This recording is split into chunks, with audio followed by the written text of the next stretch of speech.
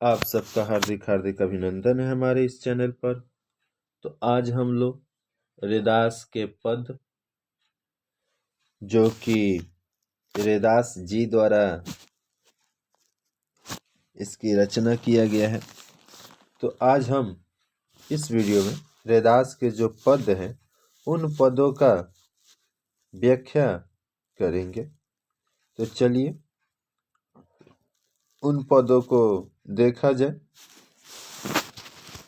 उससे पहले आप सभी से एक छोटा सा रिक्वेस्ट है कि अगर आप हमारे इस चैनल पर अगर फर्स्ट टाइम आए हैं तो कृपया कर इस चैनल को सब्सक्राइब कर लीजिएगा। साथ ही साथ बगल में जो बेल आइकन का बटन है उसको प्रेस कर लीजिए, ताकि आपके एग्जाम से संबंधित साथ ही साथ आपके कक्षा के विभिन्न विषयों का वीडियो इस चैनल पर अपलोड किया जाता है, जिसकी जानकारी आप तक सबसे पहले पहुंच सके। चलिए शुरुआत करते हैं बिन देर के। प्रभु जी तुम चंदन हम पानी, जाकी अंग अंग बास समानी। प्रभु जी तुम घन बन हम मोरा, जैसे चितवत चंद चकोरा। प्रभु जी तुम दीपक हम बाती, जाकी ज्योति बड़े दिन राती। प्रभु जी तुम मोती हम धागा, जैसे सोनहि मिलत सुहागा।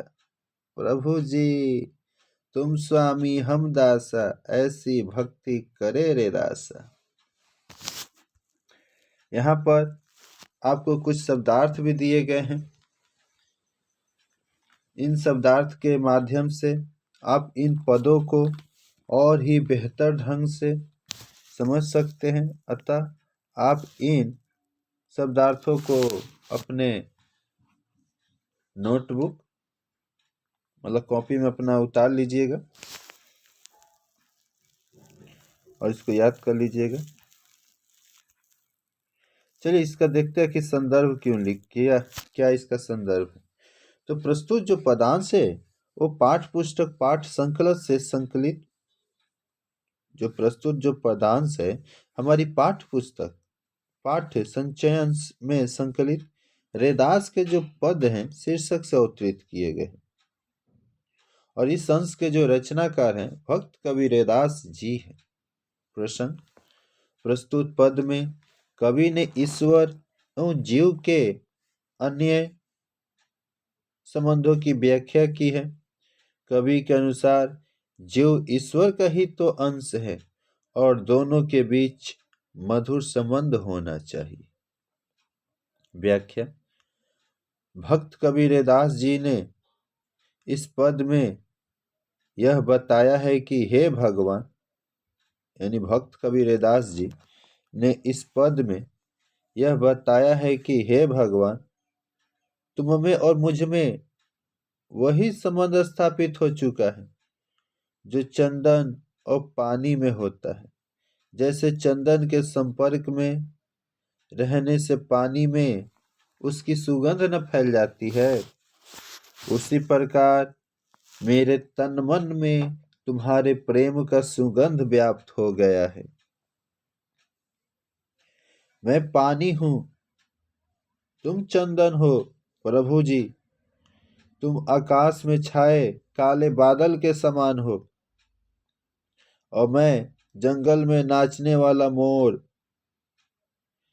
जैसे बादलों को बरसता देखकर मोर खुशी से नाचने लगता है, उसी भांति मैं भी आपके दर्शन पाकर खुशी से भाव मुक्त हो जाता हूँ।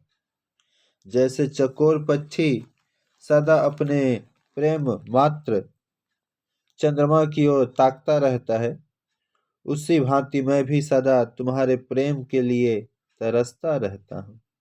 तुम चंद्रमा हो तो मैं चकोर हूँ। यानी आप देखिएगा कि अभी तक इस व्याख्या में जो भक्त कबीर रैदास जी हैं उन्होंने अपने और ईश्वर के बीच एक संबंध को स्थापित किया है, जिसमें वे खुद को एक तरह से कहा जाए तो मतलब वे अपने और भगवान को कुछ कुछ माध्यम से तुलना करना चाहते हैं, जो कि यहाँ पर आपको दर्शाया गया है, जिसमें कभी देख सकते हैं चंदन और पानी से, ठीक, कभी आपको बादल और मोर से, कभी आपको देखने को मिलेगा चकोर और चंद्रमा से, ठीक, ऐसे करके दर्शाया गया है, मतलब की तुलना। हे प्रभु, तुम दीपक हो, मैं तुम्हारी बाती हूँ न। यानी यहाँ पर ईश्वर को दीपक बना दिए और खुद ही बाती बन गए। मैं बाती के समान सदा तुम्हारे प्रेम में जलता रहता हूँ, और तुम्हारे प्रेम की चमक दिन रात मेरे मन में समाई रहती है। यहाँ पर भक्त कबीरदास जी कहते हैं कि हे प्रभु, आप तो दीपक है और मैं बाती, यानी दोनों सोचो, बिना बाती का दिया का वैल्यू नहीं, और जो दीपक है वो बिना बाती का नहीं जलेगा, ये भी तो अंतर है, ठीक। तो यहाँ पर बता रहे दोनों का होना अति आवश्यक है। तो मैं बाती के समान हूँ और तुम्हारे प्रेम में हमेशा जलता रहता हूँ। तुम्हारे प्रेम की जो चमक है ना, दिन रात मेरे मन में समाई रहती है। प्रभु, प्रभु तुम मोती के समान उज्जवल, पवित्र और सुंदर हो। यानी यहाँ पर प्रभु को मोती बना दिया गया और मैं उसमें पिराया हुआ धागा हूँ। मेरे तन मन तुम्हारी ही क्रांति से ओतपोत है। तुम्हारा और मेरा मिलन सोने और सुहागा के मिलन के समान है। यानी कह रहे हैं कवि कि तुम्हारा और जो मेरा मिलन है सोने और सुहागे के मिलन के समान है। जैसे सुहागे के संपर्क में आकर सोना अधिक खारा हो जाता है, उसी भांति मैं तुम्हारे संपर्क में रहने से शुद्ध बुद्ध हो जाता हूँ। यानी सुहागे बना देंगे कवि को, ईश्वर को, और अपने बन जाएंगे सोना। हे प्रभु जी, तुम मेरे स्वामी हो न। मैं तुम्हारा दास हूँ, सेवक हूँ। मैं रविदास हूँ, तुम्हारे चरणों में इसी प्रकार की दास भक्ति अर्पित करता हूँ। यानी फर्स्ट पद में आपको देखने मिलेगा यहाँ पर ईश्वर और जो भक्त कबीरदास जी हैं, ये अपना संबंध ईश्वर से, मतलब कहा जाए तो बतलाते हैं कि उनका जो संबंध है बिना ईश्वर का कुछ भी नहीं। जहाँ पर वे कुछ शब्दों के माध्यम से वे एक तरह से कंपेयर करते हैं कि देखिए, अगर ईश्वर आप अगर ये हैं तो मैं ये हूँ, और इसके बिना मैं कुछ भी नहीं। यानी सारा चीज ईश्वर पर ही टिका है। आगे देखिएगा, नरहरि चंचल मति मोरी। नरहरि चंचल मति मोरी, कैसे भक्ति करूं मैं तोरी। तू मोहि देखे हो, तू मोहि देखे हो तो ही देखूं। प्रीति परस्पर होई, तू मोहि देखे हो तो ही न देखूं। इही मति सब बुद्धि खोई, सब घटी अंतरी रमसी। निरंतरी हो, देखत हूँ नहीं जाना। गुण सब तोर, मोर सब अवगुण। कृत उपकार न माना। मैं ते तोरी मोरी असमझी सो, कैसे करी निस्तारा।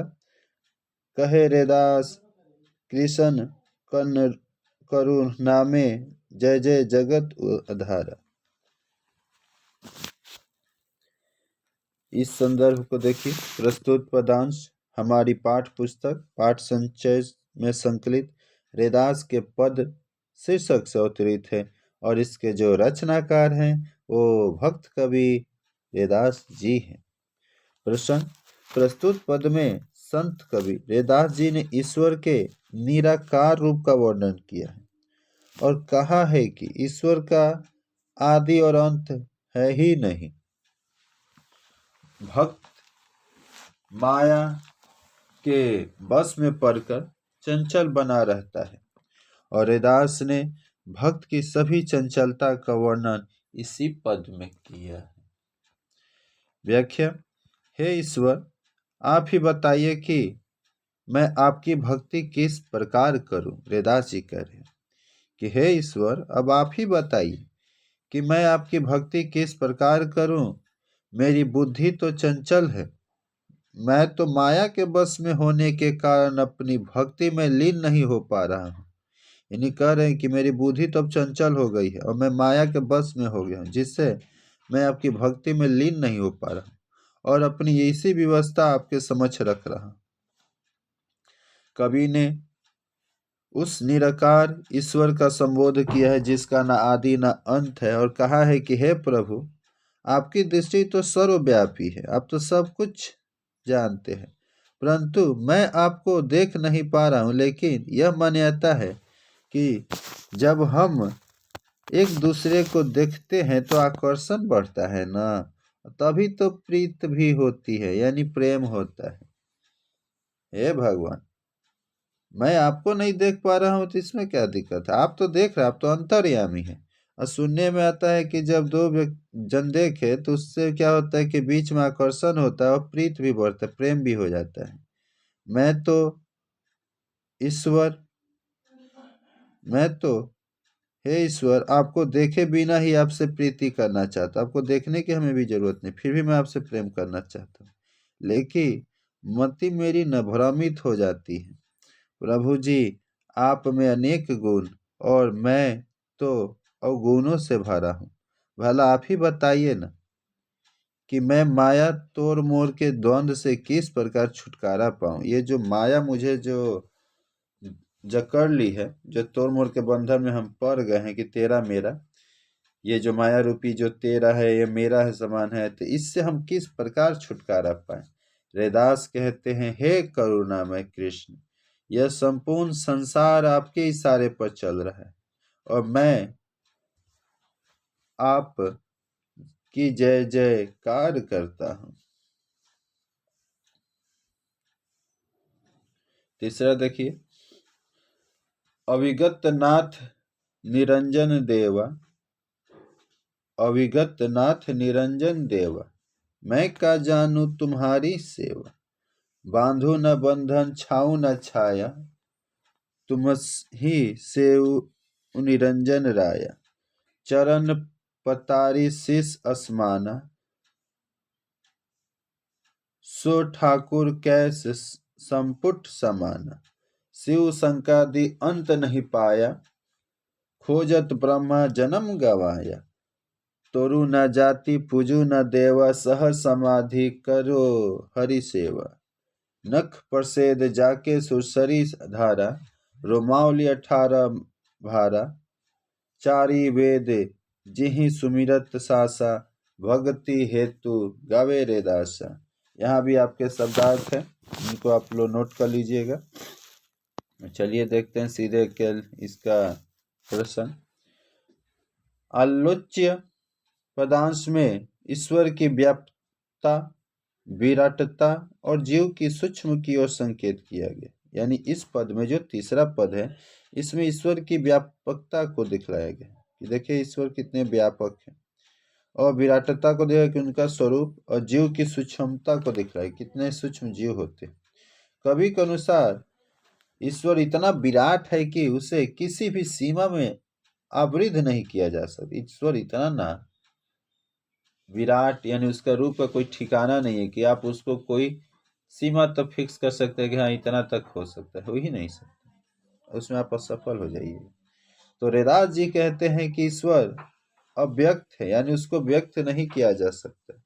वह इतना व्यापक है कि उसे किसी सीमा में और वृद्ध नहीं किया जा सकता, उसका सीमा बताया ही नहीं जा सकता। जैसे आप अपना एक नॉर्मल हाइट जैसे मान लीजिए बता देते हैं कि हाँ हमारा 5.5 फीट 6.5 फीट, 6.5 नहीं 5.5 4.5 या 5 फीट है, इसे एक अंदाजा से कहते हैं, पर ईश्वर की कोई सीमा ही नहीं बोल सकती।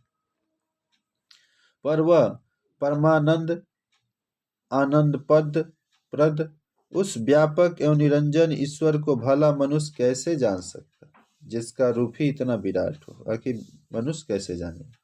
व्यक्ति की अपनी सीमा है, ईश्वर कैसे प्रसन्न हो? यानी कि व्यक्ति की अपनी तो सीमा है, हम लोग कहते हैं वो सीमा है, फिक्स है, ईश्वर कैसे प्रसन्न होगा, उसकी सेवा का ढंग भला मूर्ख मन को कैसे मालूम होगा। सोचिए, हम लोग तो सीमा, हमको कैसे पता कि ईश्वर कैसे खुश होगा, इसको हम कैसे जानेंगे। ईश्वर जितना व्यापक है कवि उतना ही तुच्छ है। यह कवि अपने आप को बोल रहे कि ईश्वर जितना बड़ा है, व्यापक है, उतना ही हम लोग तुच्छ हैं और आधारहीन है, निसहाय है, और ना उनके पास कोई बंधु बांधव है और ना ही कोई विराट संरक्षण, और वह तो अनाथ है।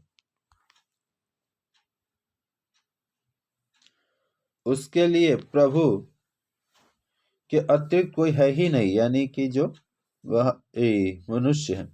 इसीलिए वह आनंद कंद ईश्वर की सेवा में रत है। कवि के अनुसार ईश्वर इतना व्यापक है कि उसका पद पाताल को एवं शीश आसमान को छूता है। वह विराट ईश्वर मनुष्य की सूक्ष्मता में कैसे समा सकता है। यानी इतना विराट जो ईश्वर है, मनुष्य का जो सूक्ष्म शरीर इतना, उसमें कैसे समा सकता है। इस विराट ईश्वर को शिव, शंकर, ब्रह्मा, महेश, सुरेश, दिनेश नहीं समझ सके। उनके रहस्य को भला रैदास कैसे, अल्पज्ञ कैसे समझ सकता है, जब ये शख्स नहीं जान पाए तो। उसके पास कोई पूजा की सामग्री भी तो नहीं है, बस उसके पास उसकी काया है, शरीर है। रैदास कह रहे कि मेरे पास तो केवल एक शरीर है जो हमारे, और वह अपने सीमित साधनों से उसकी सेवा में रत रहना चाहता है, और उसी सहज समाधि से वह सेवा रत है। उस ईश्वर की नख के स्वेद बिंदु से सुरसरी निकलती है, और उसके श्वास प्रश्वास से चारों वेद निर्गत हुए हैं। उसकी रोमावली से अष्टदश 18 पुराण का जन्म हुआ है। ईश्वर से ही सोचिए, भला उसे जीव कैसे समझ सकते हैं।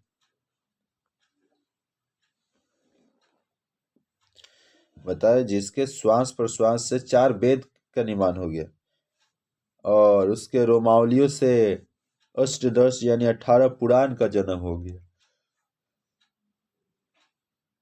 ऐसे ईश्वर को भला मनुष्य कैसे समझेगा। इस प्रकार इस पद में रैदास जी ने अपनी अल्पता, लघुता एवं ईश्वर की विराटता की ओर संकेत किया है।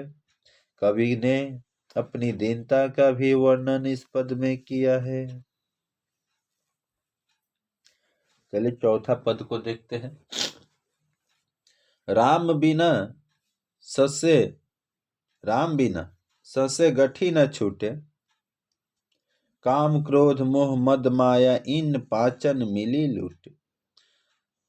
हम बर कवि कुलीन हम पंडित, तुम जोगी सन्यासी, ज्ञानी गुणी सुर हम दाता, यहु मति कदे नासी। पढ़े गुने कछु समझी न परई, जो लो अनभे भाव न दर्शे। लोहा हर न कोई घू कैसे, जो पारस न परसे। कहे रैदास और असमझी, भूमि पर परे भ्रम भोरे। एक आधार नाम नरहरि को, जीवनी प्राण धन मोरे।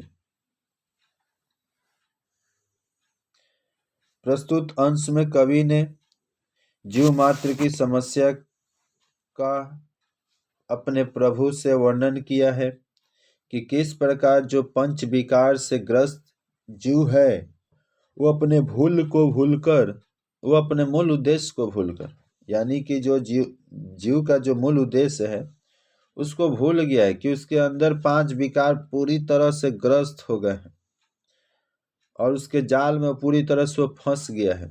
और इस भ्रम जाल से मुक्ति का एक उपाय है, सिर्फ ईश्वर की कृपा, और कोई नहीं बचा सकता उस पंच विकार से। तो संत कवि रैदास जी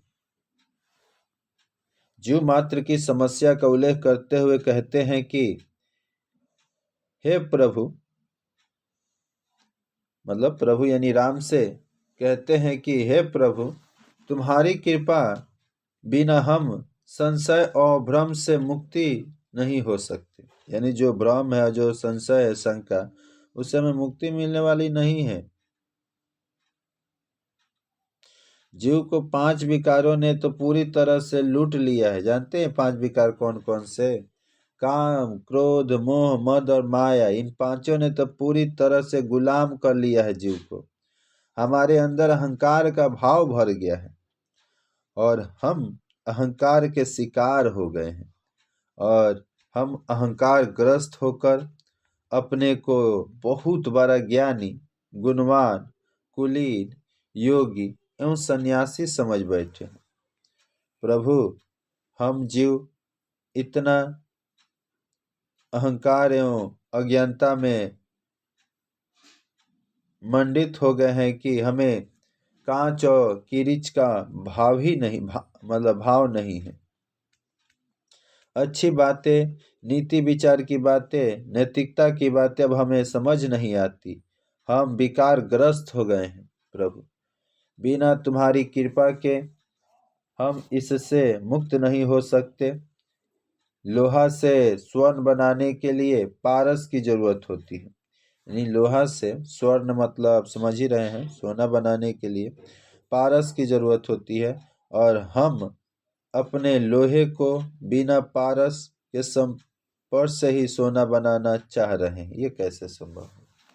रैदास जी कहते हैं, प्रभु तुम तो अंतर्यामी हो, तुम तो जानते ही हो कि हम किस प्रकार भूल भुलैया के भंवर में फंसे हुए हैं। आप ही मेरे प्राण धन हो, हमारा उद्धार करो और हमें अंधे को राह दिखाओ, और अपने अंधतत्व को दूर करने का एक उपाय और वह है कि सब तज हर भज नाम स्मरण कर प्रभु के प्रति स्मरण से हम प्रभु कृपा मिलेगी। यानी अपने अंधतत्व को अगर दूर करना है तो उसका मात्र एक ही उपाय है कि सब तज हर भज, सब कुछ तज देना है, सब कुछ छोड़कर हर भज यानी ईश्वर का नाम का स्मरण करना है, प्रभु के प्रति समर्पित होना है, तभी हमारा उद्धार होगा। प्रभु की कृपा दृष्टि करो, हम उस पथ पर चल सके। और इस तरह से इस पद में रैदास जी ने अपनी दीनता और प्रभु की सामर्थ्यशीलता का वर्णन किया है और जीव को 5 विकार से मुक्ति के लिए कहा है। आइए अंतिम पद को भी देख लिया जाए। तो अगर अभी तक आप हमारे चैनल पर अगर फर्स्ट टाइम आए हैं तो चैनल को सब्सक्राइब कीजिएगा, साथ ही साथ बेल आइकन के बटन को प्रेस कर दीजिएगा, जिससे कि इस चैनल पर जो भी जानकारी दिया जाए, जैसे एग्जाम से संबंधित जो भी पेपर हो या आप जिस कक्षा में पढ़ते हो उनके विभिन्न विषयों का जो वीडियो हो, इस चैनल पर यानी रे कोचिंग सेंटर पर आपको सबसे पहले उसकी सूचना मिल सके, इसलिए चैनल को सब्सक्राइब, बेल आइकन के बटन को प्रेस कर लीजिए।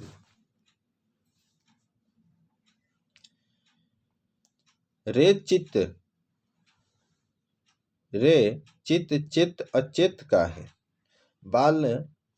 वाल्मीकि कही देखी रे, जाति से को पद नहीं, हरि पहुंचा राम भक्ति विशेख रे। षष्ठ क्रम सहित जे विप्र होते, हरि भक्ति चित्त दृढ़ नाही रे। हरि की कथा सुहाय नाही, सुपच तुले तारी रे। मित्र शत्रु अजात सबते, अंतर लावे हेत रे।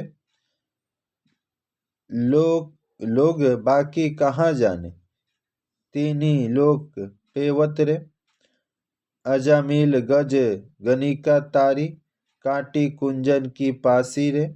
ऐसी दुर्मति मुक्ति किए, तो क्यों न तरी रैदास रे।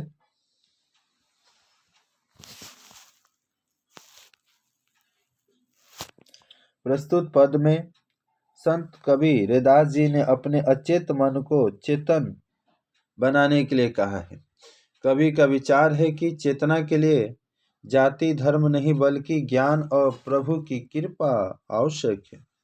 संत कबीर रैदास जी समाज सुधारक, मानव की पीड़ा से पीड़ित मानवीय संवेदना के कवि रैदास जी शिक्षा के महत्व को प्रतिपादित करते हुए अपने इस मूढ़ मन को यानी मूर्ख मन को संबोधित करते हुए कहा है कि हे मूर्ख मन, अब तो चेत जाओ ना, अज्ञानता के मोहपाश से मुक्ति पाओ ना। जाति पाति कुछ नहीं है, काहे जात पात में पड़े हो। ज्ञानी ही सर्वत्र पूजा जाता है। अपने आदि कवि वाल्मीकि को देखे हो, वो तो कुलीन और उच्च कुल के भी नहीं थे, ना तो कुलीन ना ही उच्च कुल के थे, पर उन्होंने राम की कृपा और राम भक्ति प्राप्त हुई। उच्च कुल ब्रीप कुल में जन्म लेने वाला संस्कारहीन अज्ञानहीन उच्च पद को नहीं प्राप्त कर सकता, भले ही आप उच्च कुल में जन्म ले या ब्रीप कुल में ले। अगर संस्कारहीन व्यक्ति हैं आप, तो आपको उच्च पद और एक तरह से कहा जाए तो प्राप्त नहीं हो सकता। जब तक अपने आराध्य के प्रति समर्पित भक्ति नहीं होगी, तब तक जीव भ्रम जाल में तो ही जकड़ा रहेगा। जिसके मन में जब तक हरि कृपा के प्रति आदर भाव नहीं है, तब तक प्रभु एवं मनुष्य में कुछ भेद नहीं है। यानी वो जब तक आपके मन में हरि और हरि कृपा के प्रति आदर का भाव नहीं है, तब तक समझिए कि आप एक तरह से पशु के समान है, और मनुष्य पशु में कोई अंतर नहीं है। जो पवित्र है, जिसके हृदय में ज्ञान का संचार है, चेतना है, ऐसे लोग शत्रु मित्र, जाति कुजाति, त्याजय एवं ग्राही के अंतर को नजरअंदाज करते हुए भक्ति भाव में लीन रहते हैं और अपनी कृति एवं यश से तीनों लोकों में शिष्टा को प्राप्त कर लेते हैं। कवि के अनुसार प्रभु अंतर्यामी है, वह सब कुछ जानते हैं। उन्हें अग्राह को ग्राह बनाया है।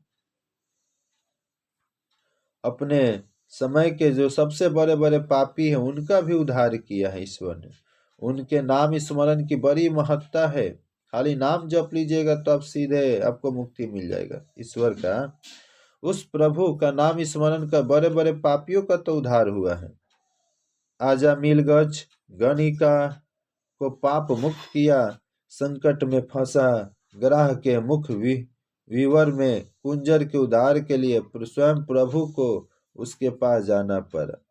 उसके भय युक्त कर जीवन दान दिया। क्या हम उससे भी बड़े पापी हैं? अगर है तो प्रभु क्यों यह प्रण है कि हम जीवों के जीव और हमारे वह तो दीन बंधु है, असरण के शरणदाता है। वह प्रभु हमारा यानी रैदास भी जी कह रहे हैं, वो उद्धार करेंगे ही। और भक्त के अंदर तन्मयता एवं समर्पण का भाव बस होना चाहिए। तो इस पद में इतना ही। फिर मिलते हैं किसी नए वीडियो में। तो अगर इस चैनल पर अगर आप फर्स्ट टाइम आए तो चैनल को सब्सक्राइब कर लीजिए। साथ ही साथ बगल में वीडियो अच्छा लगा तो लाइक कीजिए, और इस वीडियो को अपने दोस्तों में शेयर कर लीजिए, और कमेंट कीजिए कि ये वीडियो आपको कैसा लगा। फिर मिलते हैं किसी नए वीडियो में एक नए टॉपिक के साथ। तब तक के लिए जय हिंद, जय Bharat, Vande Mataram. Thank for watching my videos.